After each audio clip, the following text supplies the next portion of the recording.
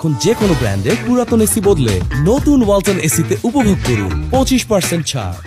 গোপন সংবাদের ভিত্তিতে গত 26শে ফেব্রুয়ারি 2025 তারিখ বুধবার ভোররাতে কোস্টগার্ড দক্ষিণ জোন এবং র্যাবের সমন্বয়ে পটুয়াখালীর কুয়াকাটা সমুদ্র সৈকত সংলগ্ন জাওবন এলাকায় মাদকের বিরুদ্ধে একটি যৌথ অভিযান পরিচালনা করা হয়।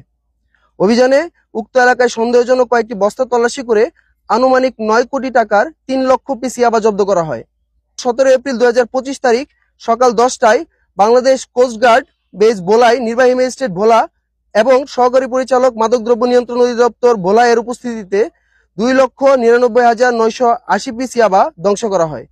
উক্ত কর্মকাণ্ডে অভিযানে অংশগ্রহণকারী র্যাব সদস্যবৃন্দ অংশগ্রহণ করেন। দেশের আইন শৃঙ্খলা পরিস্থিতি স্থিতিশীল রাখতে বাংলাদেশ কোস্টগার্ড 24 ঘন্টা টহল জারি রেখেছে, যার মাধ্যমে কোস্টগার্ডের আওতাধীন উপকূলীয় এবং নদী তীরবর্তী অঞ্চলের আইন শৃঙ্খলা পরিস্থিতি অনেকাংশ উন্নত হয়েছে।